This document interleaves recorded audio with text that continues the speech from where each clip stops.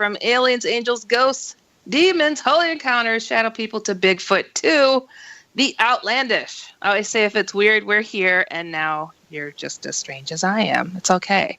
If you don't know who I am when it comes to the outlandish, personally, I'm someone who has been there, seen that, experienced it, freaked out, found some answers, wrote about it, got over it, and now I'm hoping to help others do the same thing and understand this wonderful, crazy, fun, fascinating world of ours.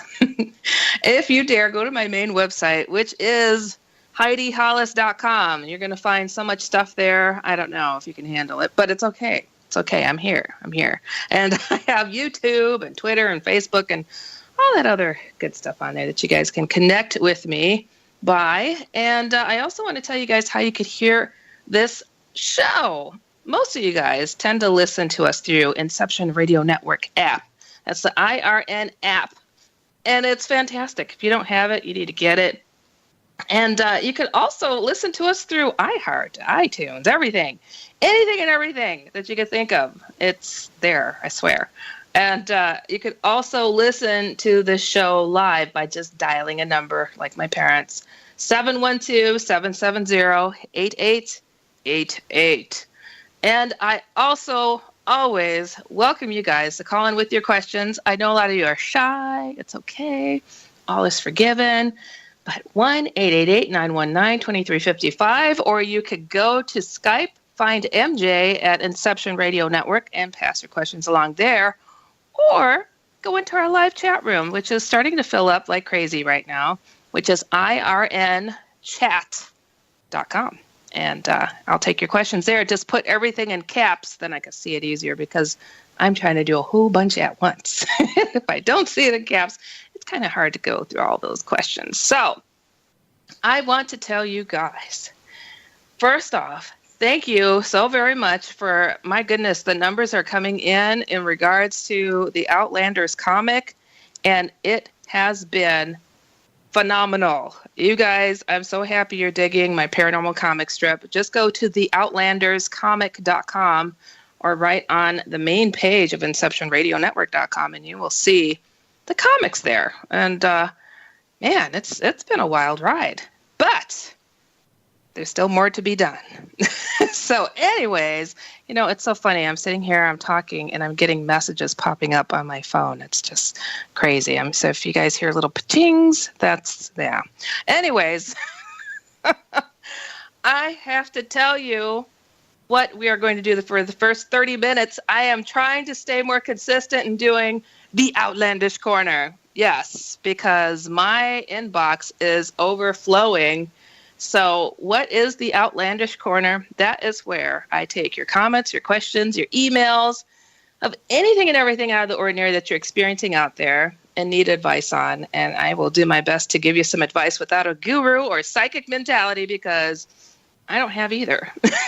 So I welcome you to write me through my main website, HeidiHollis.com, or das.outlander@gmail.com.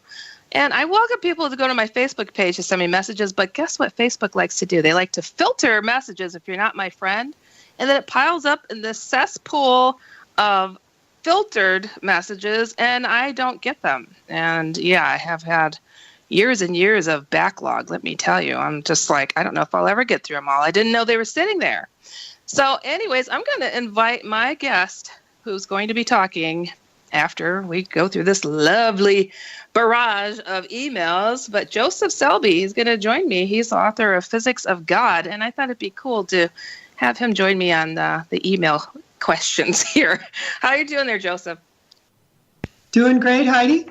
All Looking right. forward to some interesting questions. Oh, boy. This is, I don't read these ahead of time, just so you know. And so they could range from anything from angels to aliens. And yeah, we'll see. Okay.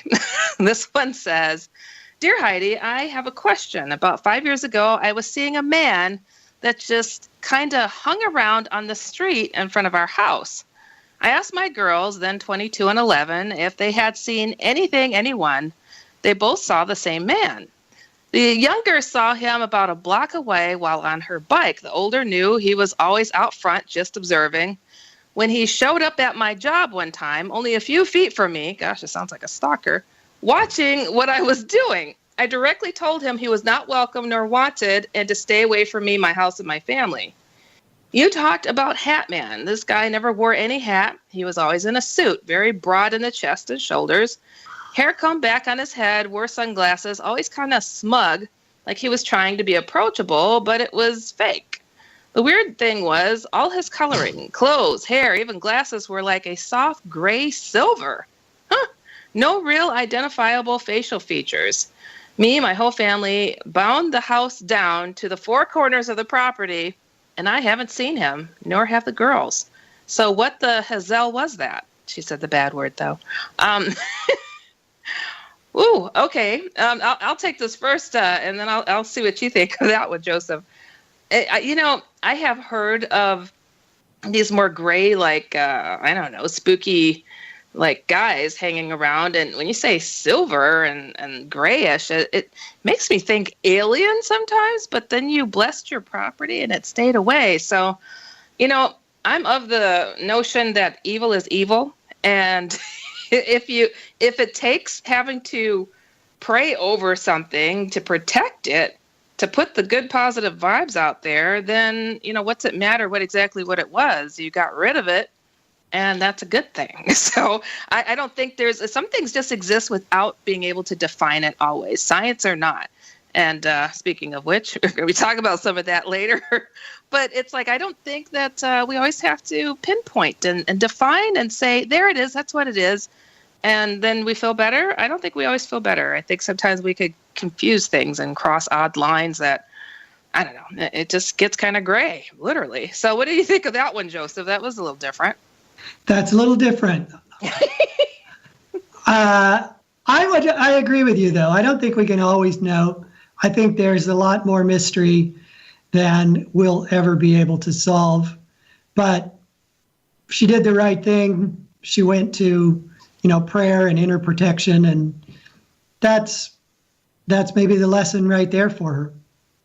Yeah, honestly. So, hey, I think any positive vibes can oppose darkness. So, all right. The next email I have here, it says, Dear Heidi, I'm in your Shadow People group, and I have a question. I have a 19-year-old daughter who just told me she is having sleep paralysis. I really didn't say much to her as I didn't want to scare her or give her any ideas as to what it could be, but it does worry me. Her room happens to be where my husband and I saw the Hat Man like 20 years ago. Oh, great. We haven't had any problems and life seems to be going well, but wondering what I can do to help her without saying too much. As a teenage girl, she can at times overact, if you know what I mean. She's also adopted and is not settled in herself yet. As far as I know, she is doing well, working and going to college. Things are going better for her now than they were in high school, so I was kind of surprised when she mentioned she was having trouble. She didn't seem to be scared, but said she gets paralyzed, and it feels like something is in the room, but she didn't see what or who it was. I'll explain something real quick, Joseph. I don't know if you're familiar with this Hat Man character, but there's a man in a three-piece suit, trench coat sometimes a cape, and he wears a gaucho hat or a big top hat. And I coined the term Hat Man, and people see him in broad daylight, walking down the street, in their house, in their bedrooms, and if they see his eyes, they are usually glowing red, and they feel like they have looked at the devil himself. And so when this lady says 20 years earlier she saw the Hat Man in this bedroom, I'm like, holy smokes, and he causes paralysis sometimes on his victims, but not always. So in reading this, I'm like, ooh, tell the girl to bless her room, and without, just saying, gee, honey, I really want to cleanse the house. That's what I would tell her. And, here's a cross necklace, and we're all going to join in, and we'll bless the entire house, and we'll just wear these necklaces, just to keep it where it's on, the down low, so she doesn't freak out. I don't know. What would you tell her, Joseph?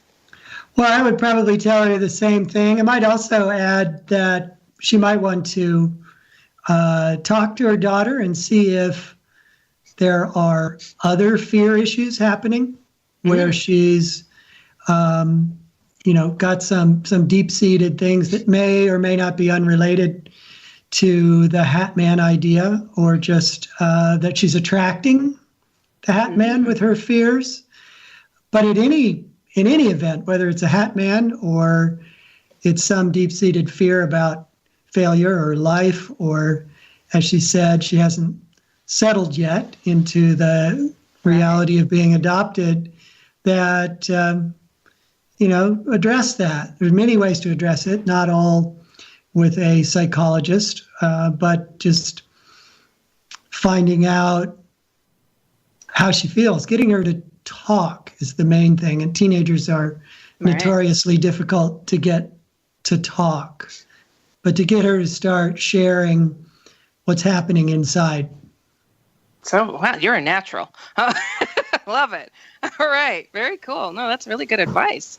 All right. So this next one, it says, hello, Heidi. I am Merit G from South Africa. My teenage daughter took a deep emotional dip and phoned me last night and broke down. She said that there is this voice telling her to harm herself and confirming all her fears, like, I will take you to a place where nobody will find you, your mother will die, etc. She then said that she could see the voice. It was a dark man with a hat and a coat. Dang it, it's the same creature. With his hands in his pockets. She was terribly afraid of him, and he instilled terror. He was always in a specific corner of her room, but also sometimes looking over her, standing at her bedside. One time when I sat with her, she started screaming as he was standing behind me, pointing a knife at me. It seems as if he appears more frequently when she is anxious. Could this be the Hat Man? I have not heard of encounters where he actually spoke. I'll let you take this one first, Joseph. Just for fun. How about that? Well, again, I would say maybe the Hat Man is a symptom, not a cause. That maybe there are issues that need to be opened up and talked. And sounds like she already started talking. I didn't catch if he said how old she was. She just said a teenage daughter. It seems to a lot of teenage daughter stuff today. Well, it's an emotional time. I mean, it's also an emotional time for teenage boys, but for teenage girls, it can be even more difficult. Again, there could be issues outside of this, in her school, with her peer group, in her family setting. So I don't discount that she's perhaps seeing a, some kind of disembodied entity, but the underlying cause could be that she's attracting it. Well, you know what? I have to say, it's so bizarre, but all over the globe I have received emails in regards to the Hat Man and doing these types of things where he'll insinuate, kill yourself, kill somebody, or I'm going to do it. And it's like all over the globe, and these people are not connected. And it's like, well, I know the argument of, well, this could be, incited from this and that. And I'm like, but how is it the same man? They're describing in the same clothing. It's like, oh my goodness. I don't know how to explain that away to people, except that, I never am shy to say I'm Christian. And it's like, okay, God is supposedly considered to be everywhere at once. Why can't darkness and why can't it take a form? People say they witnessed Jesus, they witnessed Mary, and it's a recognizable form. So it's the same entity. Well, this guy doesn't change it up a whole lot where he wants people to know it's still him too. So it makes you wonder, why? Why is he, he wants to be recognized. And I think honestly from all thousands of emails about this guy, that it is indeed the Hat Man. And he speaks. He threatens. He likes to talk to people in their dreams too, which is bizarre. But he likes to growl and threaten, and the list goes on. It's a freaky thing. Here we're going to be talking about God soon, and here we're talking about the opposite of God. So it's I always think, for a lot of people that have no faith out there, that when you're looking into the eyes of just the opposite of God, it should be a lot easier to believe in God. you know? So I don't know. I mean, I would at least hope that there was an opposite force, you know? Something weird. Wow. Well, Marajit from South Africa, thanks for that email. That was a doozy. All right. So this next one, this one comes from Jeremy. Hello. I started doing some research into shadow people and read a few things from your book. I believe I've had more than a few encounters with the Hat Man, as you call it. I'm really just seeking information on the specific being. I know it sounds crazy, but I've had objects thrown across my room and even been charged by this Hat Man figure. I wake up in the middle of the night at 2 or 3 and feel a very strong presence, but don't see anything when I wake up. I haven't seen this Hat Man in years, but I try my hardest to tune it out and ignore it, although the presence at night is still there. If you could give me any information at all about this being or any information on how to deal with it, I would be so grateful. Joseph, what do you say to people that are being barraged by something super duper negative? I mean, you have to get questions like that. You cover the topic of God. So what would you say to somebody like this? Well, wrap yourself in inner light.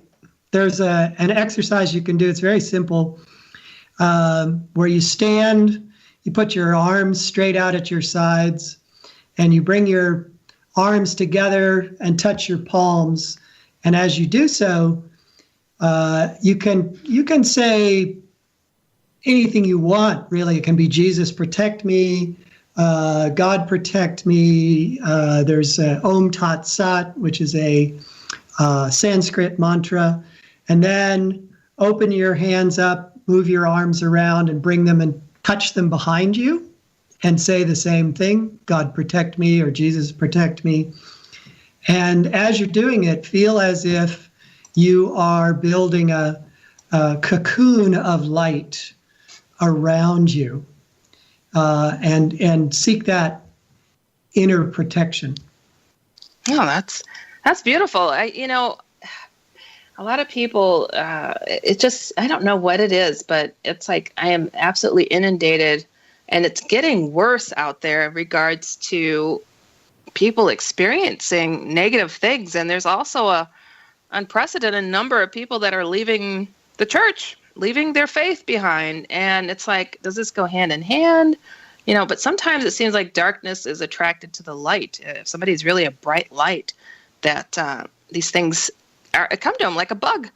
So it's like, how do you tell people you're experiencing this because of A, B, or C? I tell people the only way they know is if they know themselves, if they like to pet a dog or kick it. I always say it's like, why this presence is coming your way. It's not so much a matter of trying to figure it out. Once again, it's important that you find a way to get rid of it more than anything. So, Jeremy, I don't know which one of my books that you're reading. I have a couple of them on the topic. So if either of them tells you in pretty good detail on why these beings come and how to get rid of them. So I hope that the information in there is okay, because it's hard to cram a whole lot into a show versus a book. So it's yeah. But I appreciate you writing the email here. Okay, so I am scrolling through the emails. Everything is Hat Man and Shadow People today, it looks like. I'm just going through and see what we can find. All right. This is a big one. I don't know what's in it, but it kind of, we'll see. All right, here we go. Take a deep breath, Joseph. All right. Dear Heidi, we don't know each other, but I just stumbled on your site from Google. I can't seem to find your email address on your site, so I thought I'd send you a message here. Okay. I recently had a crazy thing happen to me over the weekend with who I now feel is, oh boy, Hat Man creature again. I thought I was going crazy and woke my husband up because I thought I was dying or needed to go to the hospital. She says, this is what happened. I woke up and it was still dark, probably around 6 a.m. I couldn't read my cell phone at all. All the numbers looked like 1111. My arms and legs felt tingly, like they had been numb. I couldn't see anything for a while, and then I started seeing diamonds on the wall and pink and purple sparkling stars on the ceiling. Oh, this is different. Then I saw a huge guy. He looked like a giant with very broad shoulders. It was just an online outline of a man completely blackened. He had on a long coat and an old-style hat, like from the gangster days. He didn't do anything, and I didn't feel threatened at all. When I told my husband what I was seeing, he asked if I was high. That's a wonderful sentiment to ask your wife. Oh, my goodness. I told him I didn't know because I sure felt high. It felt like ecstasy, although I've never done drugs. It's the best way to describe it. It was bizarre. I told my mom about this today, and she thinks it's something in the house. I've thought the home was haunted since we got it, but I think every house is haunted that I live in. I thought it was my medications playing tricks on me, or maybe I forgot to take my medicine. But my son just told me today that he sees someone in our bedroom. He sleeps with us and is 3. He sat there and just stared at this person who I couldn't see. Sorry this is so long. Do you think this is something I should be worried about, or any advice? Thanks for reading this, Emily. All right, Joseph, I'm passing it to you. Well, there are definitely ghosts. There's no question that beings can linger in sort of the astral level of reality, the energy, the subtle energy level of reality. I read years ago something interesting. Rather than being fearful or concerned, to pray for that specific entity to move on, because it's generally that they're attached to something, that they died in the house unfulfilled, or the house holds some kind of memory for them and they just can't let go. And to really pray for them to move on, because they're wasting time.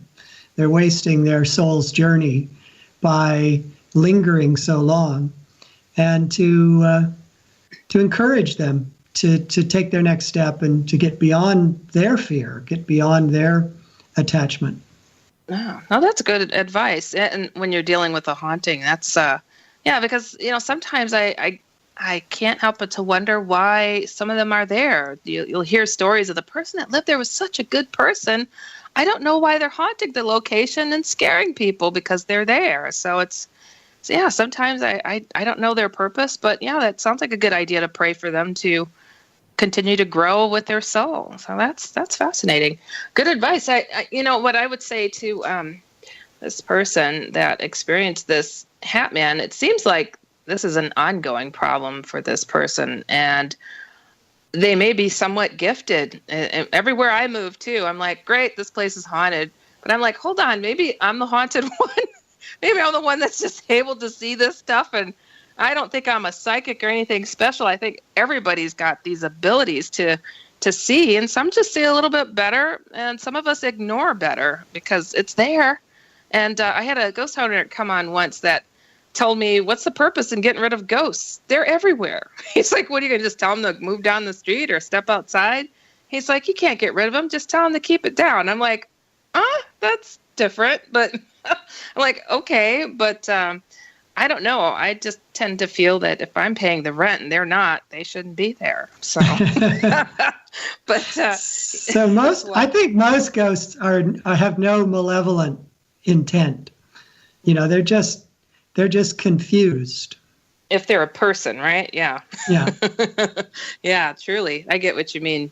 It's when it's reading this email, one element of this that's a little weird and funky is the diamonds on the wall, pink and purple sparkling stars on the ceiling. I'm like, I don't recall ever seeing somebody write about that and then have this hat man show up. But one thing to know, this hat man, a lot of people are like, oh, he was tall. I'm like, this man is monstrously tall. He could be anywhere from 6 to 10 and 12 feet tall, people. And I often hear he's about 7 feet tall or more. It's kind of a crazy thing. But if you're a person, wherever you move and you've got these weird things going on, I make a habit before I get settled when I'm living somewhere is to bless every freaking corner. I don't even mess around with it. I'm like, I know something's going to show up. They're not going to be like, oh, there goes Heidi. She's moved over here. Come on, guys. So I put up my barriers right away, and it's like, do not enter. So I think it's important to do that, and to help your family and your 3-year-old out, to definitely have the whole family participate in blessing the home, and take charge of it. And I think it's just really important. All righty. So we've got 5 minutes. I've got a short one here.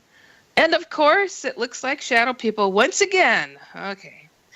I have a question about a shadow person. I have one that lives in my house, mostly in my room and in the hallway. I could see him and hear him and feel him. One time I bumped into him. Oh, yikes. Like you would if you turned a corner and someone was standing there. But he doesn't look like black smoke. He isn't a blob. He has no face. He is taller than me, and he is there, but not like how I have read about. Is this a shadow person? Okay, I'm going to dive in, Joseph. Okay, so they're saying a person. You see a person, but there's no face. So you're obviously seeing something that's rather solid and dealing with something rather solid. It could be a hat man. He doesn't always wear a hat, but he's very distinctive and he's very solid. Shadow people tend to not be as solid where you can bump into them, for crying out loud. That's horrifying. So, and why he's lingering near your bedroom in the hallway. He waits till your guard is down when you're asleep a lot of times, and but it's not always. He sits in the back seat of people's cars and tips his hat like a cowboy or something. It's really weird. So I'm thinking it may be a shadow being, but I don't know. It's hard to say. It could be a ghost even. So what do you think about that one, Joseph? Well, I think, as you say, it could be any of the above. It could be, but she didn't say that she was fearful or paralyzed. Right. It could just be, as I say, some person who's died and is now living in their astral form, and maybe they feel some attachment to her now. We forget perhaps that these disembodied entities are people. They have personalities. They have a past. They have memories. They are people in all respects. They just don't have a body. Right. And so they may behave in a peculiar way, but not meaning anything, negative or malevolent about it. So if she's not feeling fear, again, I would recommend that she just pray that this entity move on and not be afraid herself. Yeah. It's so funny. I always used to say, give me the biggest, baddest alien versus a ghost, because ghosts used to be people and they're quite nosy. And when they're popping in the shower while you're taking a shower, you feel a little bit violated. It's like, hold on. That used to be a person there. So I don't know what it is. I grew up in a haunted house, so I just had this specific disdain for them and their presence. But you're right. It's like if it is a wandering person, which I believe there are some ghosts like that are just wandering and aimless and, or just terrified. I have heard of people that are ghosts that are afraid they won't make it to heaven, so they won't go into the so-called light.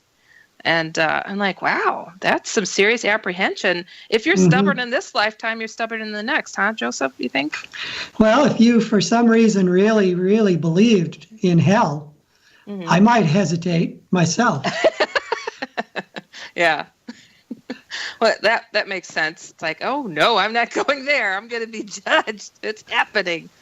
Wow. I guess if you could run from the light and you were rotten, or I don't know. It's like sometimes people just think they have to be perfect. And I will never understand that. God knew what he was doing when he made us. So, well, I am getting to our first break here. And Joseph, you hang in there. You hung in there pretty darn good talking about all this spooky stuff. So you guys are in for a treat after the break. We have Joseph Selbie. We're going to be talking about his book, Physics of God. You're listening to me, Heidi, Hollis, the Outlander, and we will be right back. Welcome back, everybody. You're listening to me, Heidi Hollis, the Outlander. Remembering, always if it's weird, we're here, and we're giving you advice and insight on outlandish topics, and the phone lines are always open, but I know most of you guys are listening to us later on. So 1-888-919-2355. And now I get to officially introduce my fantastic guest who hung in there for a really fascinating outlandish corner.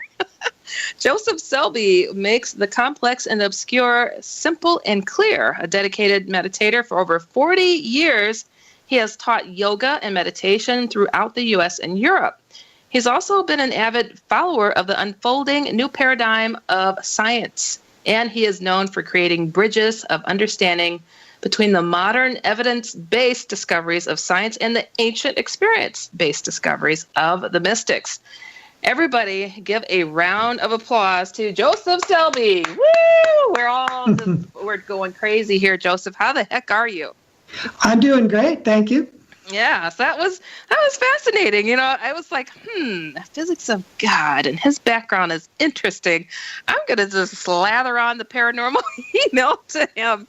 I thought that would be cool. And you're pretty darn good. So, hey. It's all true. Yeah, honestly. So, my goodness, I don't even know where to begin with you because you have such a rich background. How did you even get interested in looking into the complex and obscure? How about that? Well, my journey started in the late 60s with some basically hallucinogenic experiences that really made me have to rethink all my assumptions about reality. The kind of things that I experienced were wonderful. I had blissful experiences, not in every instance, but I had enough of them that I came to really appreciate that there's another level of subtle reality that our science, certainly our science at that time, didn't really explain. So that sent me on a journey, and that journey took me to meditation primarily, and to another kind of inward trek, inward journey of self-discovery. And meanwhile, I never lost my interest in science. I always had kind of a scientific mind, scientific bent, and gradually I came to appreciate in the last 20, 30 years especially, that science was evolving a new paradigm to explain what generally would be referred to as spiritual topics, spiritual subjects, paranormal subjects, and that the new scientific discoveries were giving space in the scientific paradigm for those things. So I became personally fascinated with that, along with my own personal spiritual journey. Cool. You know, I remember reading somewhere that when it came to like scholars of religion and beliefs and faith, that they all got replaced with scientists, and we sent them ahead to go explain the world to us instead. And that's where people lost their faith, because they turned to the scientists. Does that kind of explain a little bit of the lack of beliefs out there with a lot of people? Well, I think so. I think science has had a huge influence because of its approach, which is the evidence-based approach to saying what is and what isn't true. And it was very difficult for sort of traditional spiritual denominations, the Christianity and all the rest, to compete with that, because its sort of fundamental position was that many things had to be taken on faith. What I liked in my journey, and the reason why I ended up with such a strong interest and experience in meditation, is that meditation is evidence-based. When I have a inner experience, there's no question. in my mind. There might still be a question in other people's minds, but there's no question in my mind that I've had that experience and that there is a responsive, loving, blissful, infinite consciousness that you can call God, you can call it infinite consciousness, you can call it a ground of being, regardless of what you name it. Your experience is undeniable to yourself. That is such a powerful statement because, in juggling the types of things that I do on this show and the other two that I do, a lot of people say to me, well, how do you know for sure what it was that you experienced? I'm like, there comes a point where I can no longer doubt my own sanity, my own eyeballs. And with all the thousands of emails I've ever received, it's like people often say, I thought my eyes were playing tricks on me. I'm like, are those the same eyes you use to drive back and forth to work? And that you use to, look up phone numbers on your cell phone? Why would they suddenly just start messing with you? It's this self-doubt that I think is a big enemy of people and stops their growth. I don't know how you feel about that, but this questioning nature of mankind can drive me nuts sometimes in hearing about it. It's like, come on, people, take a leap of believing in your own eyes. Well, what you're pointing out is really central to why I wrote the book. It's because so many people find it difficult to believe that there can be a God, that there can be any subtle reality, because they think that science has eliminated that possibility. And they don't want to feel foolish, or they don't want to feel like they're ignoring better advice. And they get very nervous about even discussing subtle topics. So the main reason I wanted to write the book was to reach people with the understanding that there's tons of scientific discovery that support subtle reality, that support the paranormal, that support the presence of God, but we don't hear about them as much because the kind of core establishment of science is materialistic. That is such a crying shame. There are so many worse things to feel foolish about, like running on ice and then busting yourself in front of a crowd. That's foolish. But to feel foolish about saying, oh my goodness, I think I saw something and this is what happened. So many people go into these dark caves that they feel that no one can relate to, and they isolate themselves. And if it was a positive or negative experience of something out of the ordinary, and people get so depressed, they get suicidal, and it's sad. I witness it a lot. I don't know. It's probably the biggest problem I see out there. So I get why you wrote it.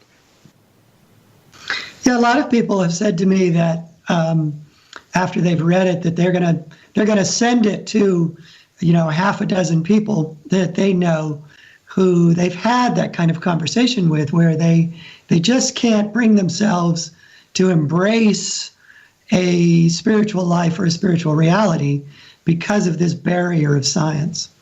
And that barrier is changing, not just because of my book, but really my book represents a kind of a concise expression of the new paradigm that is emerging. Definitely. And, I'm starting to see this interesting disclosure from our own Pentagon, our own government, discussing the possibility that we are not alone. Well, that was exactly what they said on CNN. We are not alone, that Mr. Elizondo.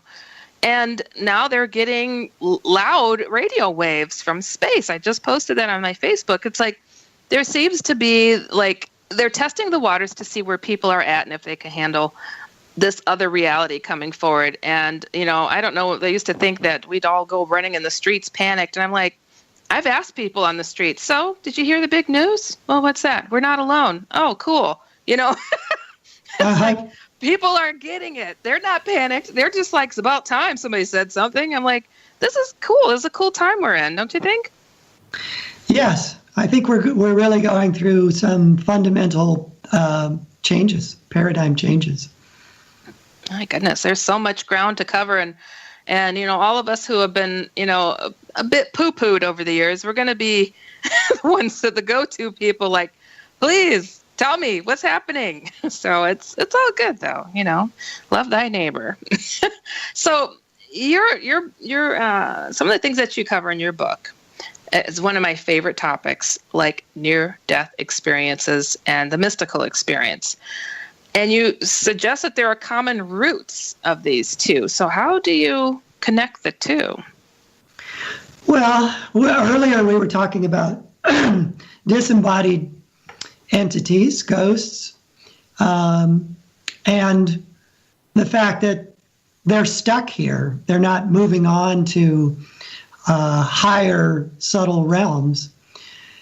The reason they are still with us, the reason they're still alive, if you will, is the same reason that there is life after death, which is that we have two bodies, in a sense. We have a physical body and we have a subtle energy body. And when we die, we drop the physical body like an overcoat, and we inhabit only our subtle energy body. So when people have near-death experiences, essentially they are, by accident, doing the same thing that a mystic does when they go deep into meditation and they become perfectly still, and they are able to transcend their awareness of their physical body and kind of let go of that sensory barrage of information. And when you do that, there's not nothing. There's a whole other reality of this subtle energy, subtle feeling of light, of love, of joy, of bliss. And when people have these near-death experiences, in a sense, they're doing the same thing involuntarily. They're becoming perfectly still. They're becoming perfectly still because they're on an operating table or they've been knocked out by some kind of trauma. And in some cases, they also transcend that physical awareness. And when they do, they have these heavenly experiences. Some of them go very far into the experience to the point where they are in astral regions. They're in heavens where they describe these luminous, beautiful scenes that, if you look into mystic literature, is exactly the way they describe heaven. So it's the same experience. The same underlying reality is that we don't die when the physical body dies. We all have a subtle body. And in fact, our subtle body is what sustains and informs the physical body. So you categorize, I've had personally and have met others who visit this heaven-like place without trying, just coming with these memories. I don't know. Sometimes it's from sleep. Other times it's just there. And then there are people who have these other experiences and other memories of not being in a very good place. And they come with these memories from dreams and whatnot. And so these are more categorized as a mystical experience, but are those usually sought to have happen, though? Or do they just occur to people like that? Like without, I mean, I wasn't seeking it. I mean, how does that happen? You know, it's weird. Well, I think it's innate to us. I think there's also an element of your karma, your current incarnation. I'm a believer that we keep coming back and working out our consciousness until we attain that level of awareness continuously. So in a past life, someone may have evolved enough to have had their own mystic experiences. So when they come into this life, they're very likely to have them again. And they might have them in dreams. They might have them in a moment of stillness. But it's all the same reality, just people are having that transcendent experience for different reasons and through different means. Yeah, that's interesting. Is there a culture versus others that encourage or have experienced mystical experiences? Well, at the core of every major spiritual tradition in the world are mystics.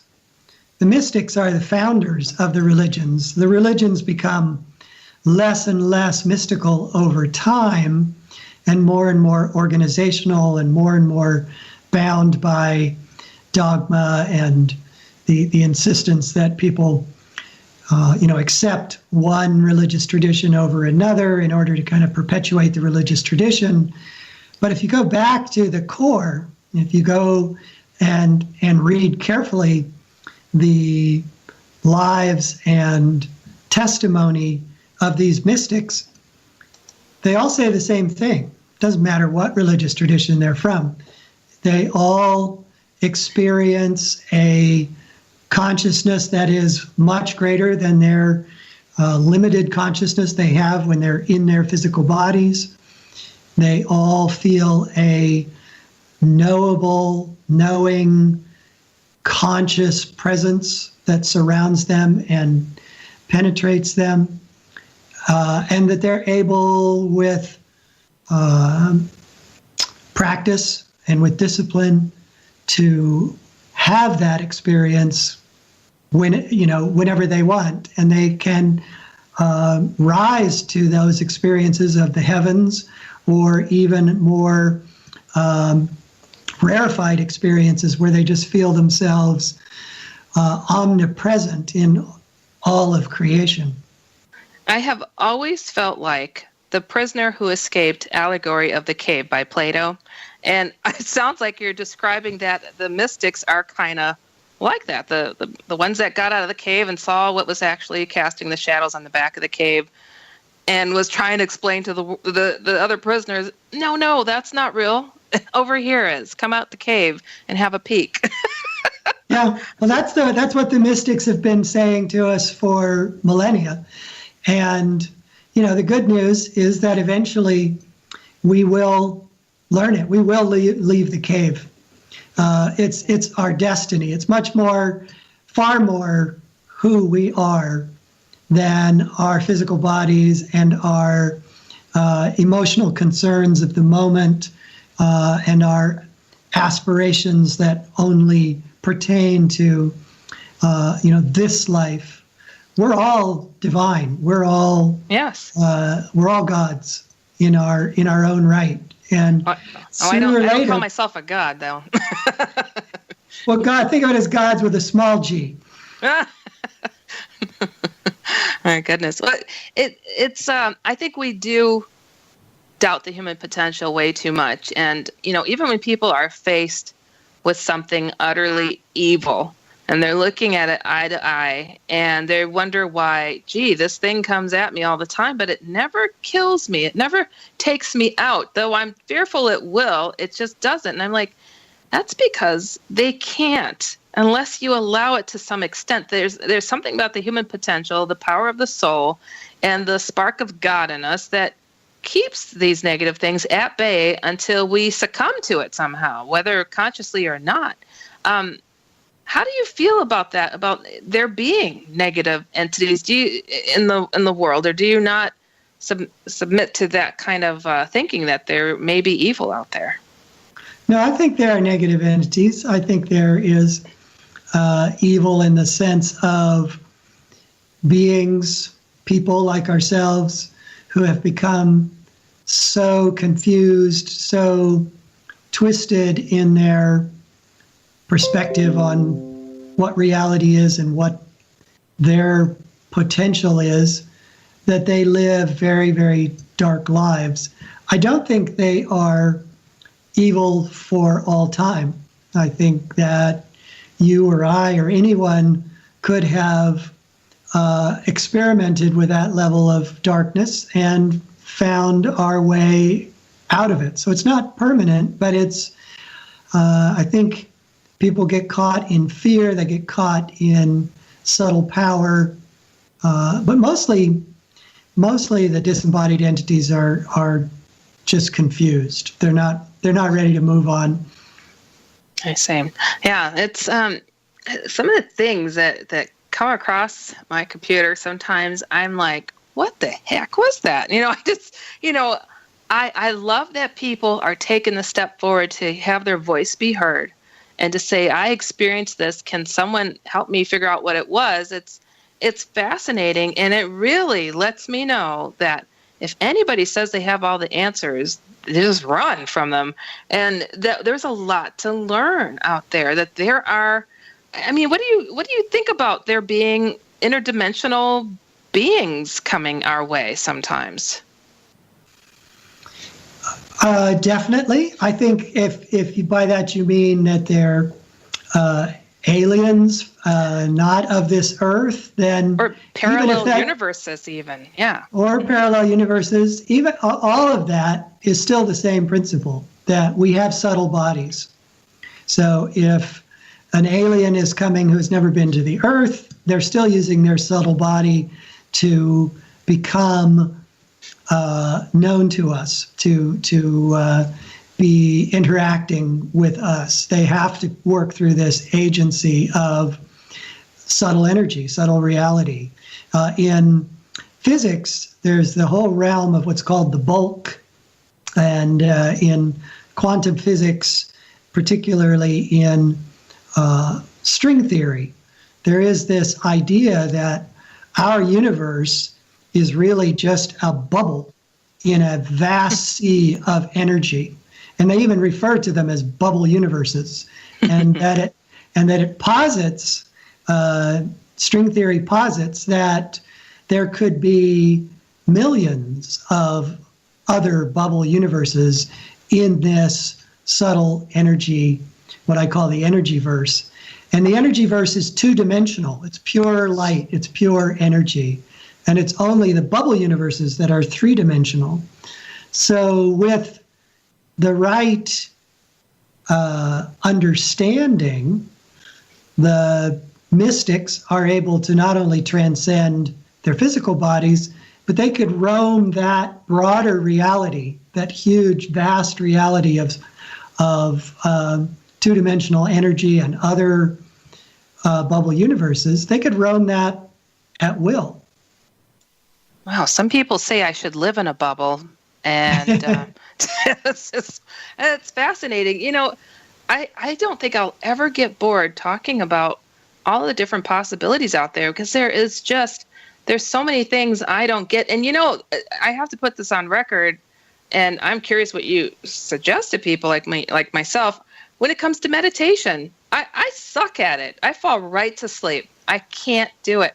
I just and I find that meditation and being in an altered state is definitely a way of learning that we need.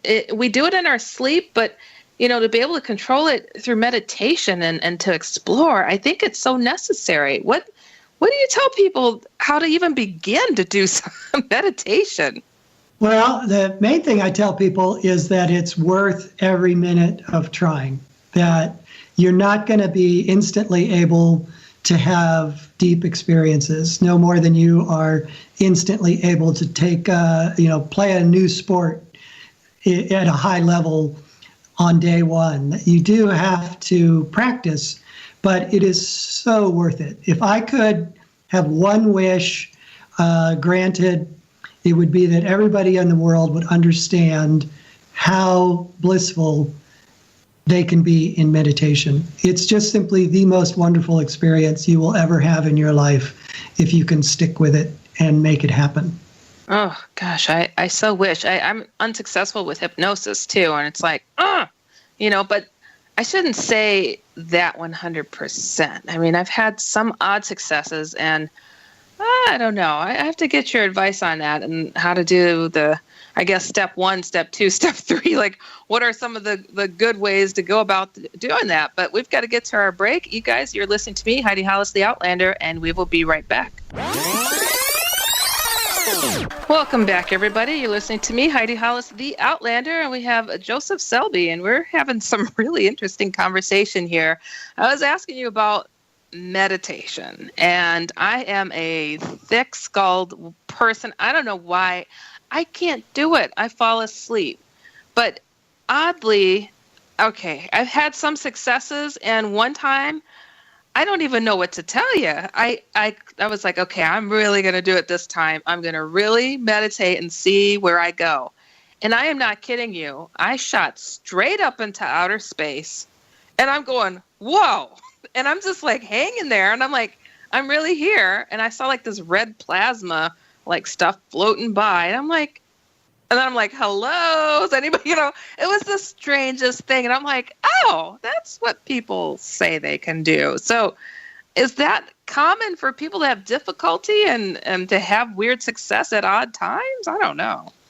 Well, I think it's very common for people to have difficulty because what the underlying goal of meditation is to help you become aware of things that are not your body and not your thoughts. And for most of us, that's what we're aware of all of our waking hours. So to learn to get beyond that is in fact a challenge. What I find most helpful is for people to practice techniques. If you just sit and say, okay, I'm meditating now, it can be incredibly frustrating because, in fact, what you continue to do is what you were doing before, which is you think about things and you follow some train of thought until you've forgotten you're even trying to meditate. But if you do a technique, and one of a very simple one is to watch your breath, and as you inhale, to say, I am. And as you exhale, you say he or God or Jesus or peace or love, whatever you feel comfortable doing. And just with the inhalation, say I am. And with the exhalation, he. I am he. Because what happens is when you don't give your mind something to think about, it thinks about everything. Yeah. So the technique is really helpful, and it concentrates your mind on one simple thing. Sit still, be as, kind of fight the impulse to fidget and to move.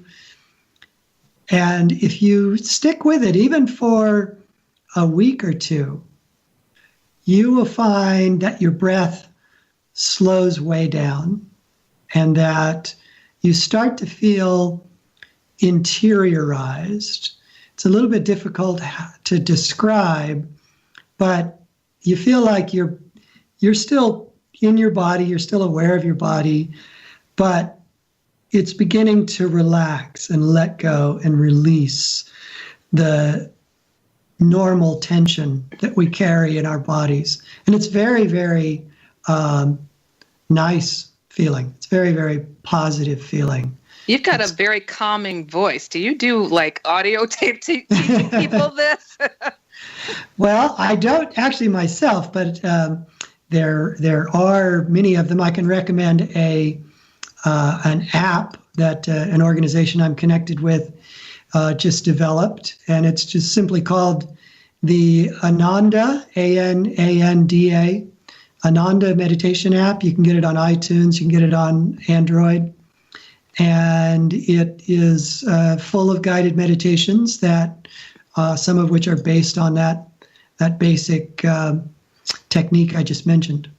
Nice. There's a question that popped up in the chat room by Trisha's asking if you have to have any religious conviction to repeat this type of mantra. No, I don't think so. you have to have some openness that there is something to experience. If you're completely skeptical, you're probably going to resist the whole idea of relaxing into this other state of consciousness.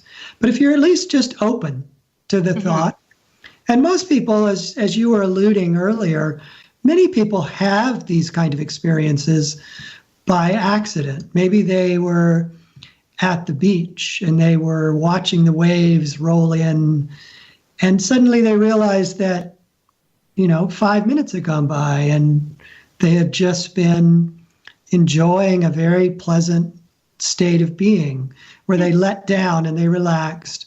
So there's a lot of ways that we start to let go of our tension, to let go of our just constant mental chatter.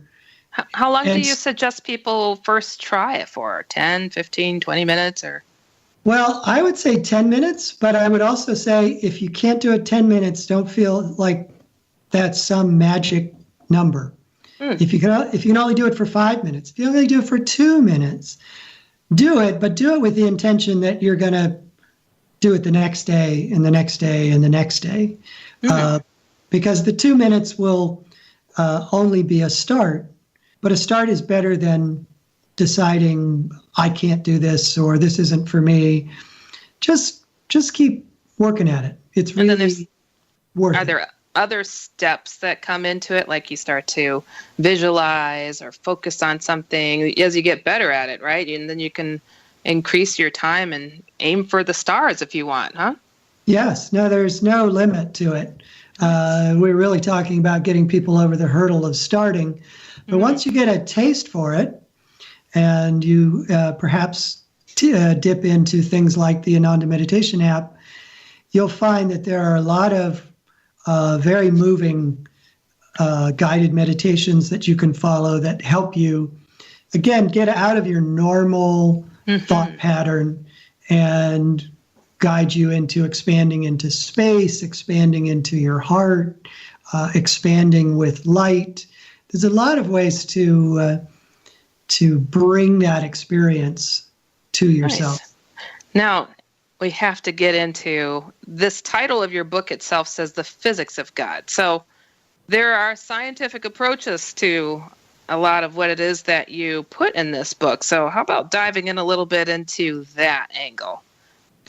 Yeah, the heart of the book is really about how the discipline of physics, the discipline of biology, medicine, neuroscience, all have made discoveries that support subtle reality. They don't tend to get the attention that what I think of as the scientific materialists put forward. But there's some amazing confirmation of things. I already mentioned earlier about the string theory positing this basically infinite ocean of energy that they refer to as the bulk, and I call the energy verse, in which there could be millions of universes. This is a very, very good description of the way some spiritual traditions talk about heaven, that you have this whole realm of subtle energy that is basically, because of this connection to the bubble universes, is basically the seat of knowledge and information and intelligence that creates these bubble universes. So string theory, M theory in particular, which is a branch of string theory, really kind of gives us a location for the heavens. It gives us a confirmation of subtle energy as a very real thing. It's subtle in the sense that it's unmeasurable in our physical world by physical instruments, but it nonetheless exists. Another area that most people don't realize with science, particularly in physics, is there's a whole school of thought that is endorsed by a lot of very well-known physicists in the world of physics. Einstein was one of them. Eugene Wigner, John Wheeler, John von Neumann, Heisenberg. If you make much of a study of physics at all, you can't help but run into these people and their discoveries and their contributions to physics. Yet all of them believed that consciousness was an underlying reality to energy, and energy in turn an underlying reality of matter, and that there are whole mathematical systems that have been developed, particularly by a man named David Bohm, that mathematically support this notion that consciousness is the ground of all reality. And the connection between the consciousness that is posited by these luminaries of physics and the consciousness that's described by the mystics and the saints and sages of all religious traditions is the same thing. The physicists are talking about it in a very impersonal way. They're reducing it to equations. And the mystics are talking about it in a very personal way as a direct experience of bliss and love and infinite consciousness. But they both describe how it's warp and woof of the entire universe in a very similar way. So this is what I loved doing in my book, The Physics of God, and what I talk about in my classes and courses is what is it in science that supports this more expansive view of reality? Oh, fascinating. My goodness. You know what? I can't help but to ask, while you're talking about these bubble universes and string theory, and okay, there's infinite universes out there potentially. There are some souls of people here who honestly don't feel like they're from here. But when people have these near-death experiences or these mystical experiences, they seem to ring kind of similar no matter what. Is it because of locality, like how close a certain bubble universe is? This is what this heaven-like place with the crystal buildings and all look like? I mean, is that just because that's our bubble we go to for these mystical experiences? Though I've heard of people, including myself, having odd little memories of other planets even. Yeah, well, the mystics say that we're drawn to a zone, a realm, a planet, an astral planet that resonates with our consciousness. So like attracts like. But in the long journey of the soul to come back to full awareness of that infinite consciousness, we might have been drawn to many, many, many different astral locations, and that those are there within us as memories. They're buried deep because we tend to only use the memories of this life. But they can come to us in dreams. They can come to us in moments of meditation because they're very real experiences.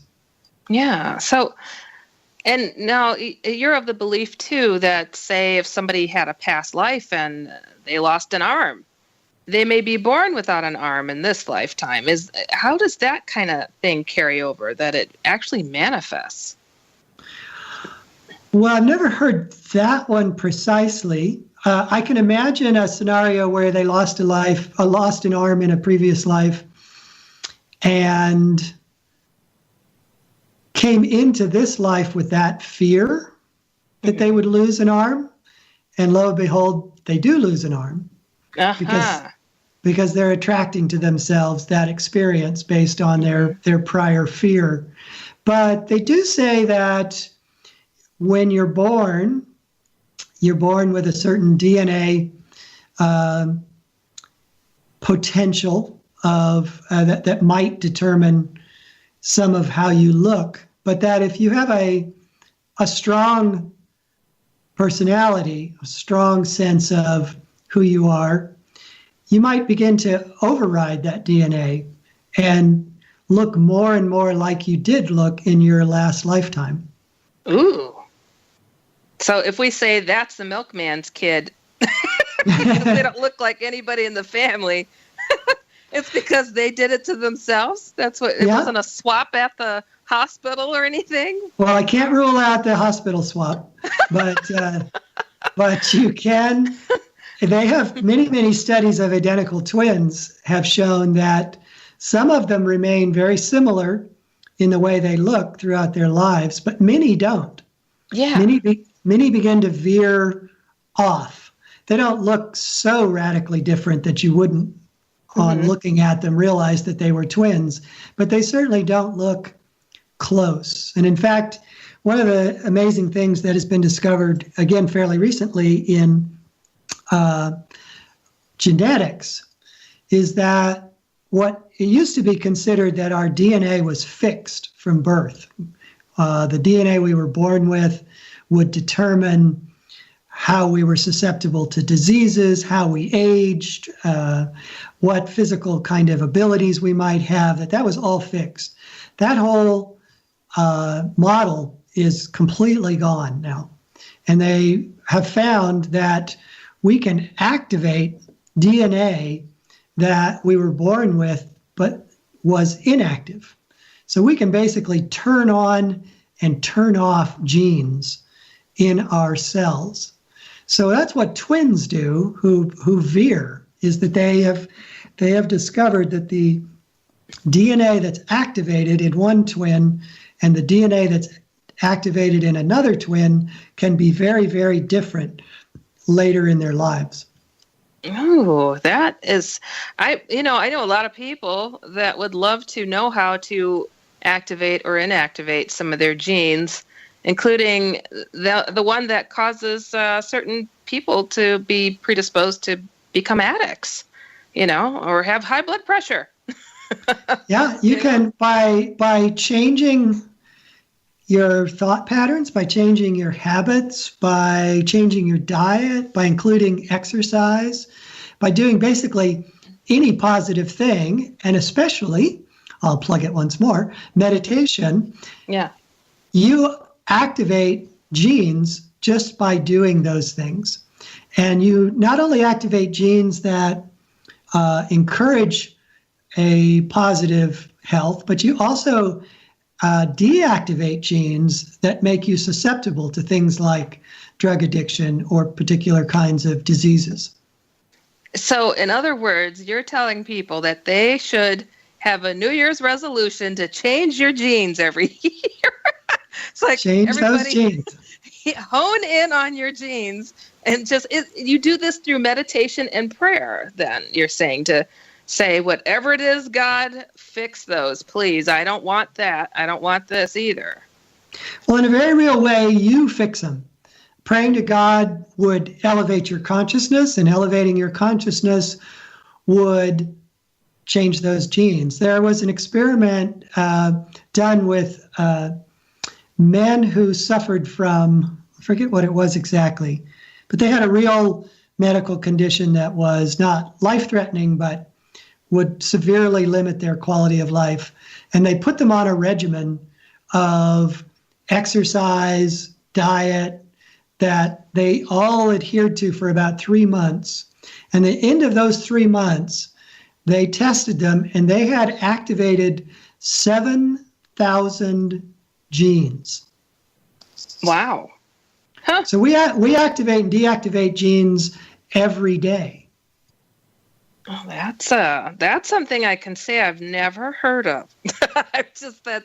So, and these are all the good genes. We're pretty certain that it wasn't. Well, when we do positive behaviors, we activate the genes that support those positive behaviors. Oh, I dig this. When we do negative behaviors, we activate the genes that support the negative behaviors. The Neanderthal genes come forward. Gotcha. Huh. The knuckle dragging genes. So we've got to focus. It makes sense, though. It's like, there's so many sayings that are like, what you do unto others comes onto you type of thing. And it's like, and it truly can from the inside out. So that's fascinating. We're much more mutable than we tend to think. We are not these fixed physical bodies, or put another way, these fixed physical bodies are not, in fact, fixed. I'll try to tell you a brief thing here. I know we have only a little bit of time left, but there are clinical studies done of people who are multiple personality disorder sufferers. Yeah. Mm-hmm. And everybody pretty much commonly knows that these people have different personality types. What's less known is that when those personalities come in and the previous personality goes out, they experience physiological changes instantaneously. Scars appear and disappear. Wow. Moles appear and disappear. Oh. One personality was a drug addict and would have needle tracks on his arm. When the next personality comes in, they disappear. Some personalities change their eye color. Wow, that sounds like possession. Well, in a sense it is, because each personality that comes in with their own subconscious mind, and their own subconscious mind is full of their deeply held convictions about who they are, what they look like, what the state of their health, the form of their body. And that conviction is so fundamental that when that personality comes in, instantaneously makes the body conform to that image. I saw a movie recently. I want to say it was called Identity, and it was a multiple disorder person as the main character, who he and his psychiatrist were trying to prove to the world that the different personalities were truly individual beings, and like one was diabetic and the others weren't, or something. And it was like, wow, it was things like that. And here you're talking about this. I'm like, oh my gosh, I just saw this movie on that. That takes things to a whole other level. It lets you know that if we believe things strong enough, it can happen. And I've witnessed that personally, and I've seen it with others who fully anticipate something to happen. And I'll tell you briefly, this was some time ago, I was playing video game and swapping between two different cartridges for the same game, Mario. Excuse me. And one of the games allows you to continue, the other one doesn't.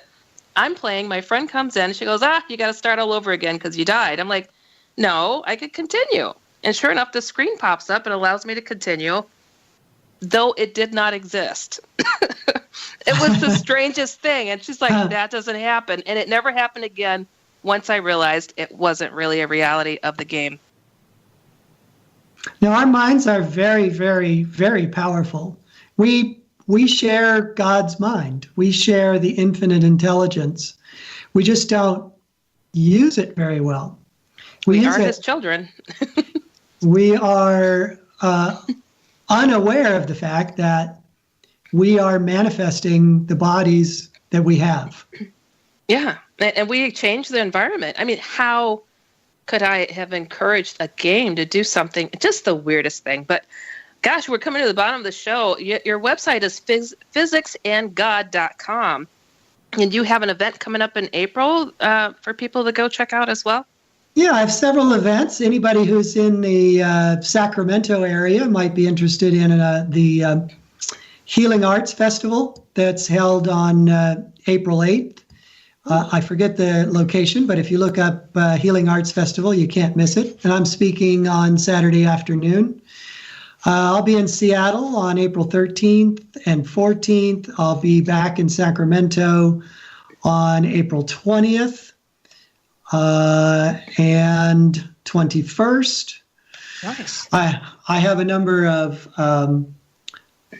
other things in the works. So, please come check out the events if you are interested. I'm going to be doing a webinar series. So if you're not physically near anything I'm doing, this would allow you to take a 6-part class series, as well as interviews with other scientists like Amit Goswami and Joan Borisenko. Nice.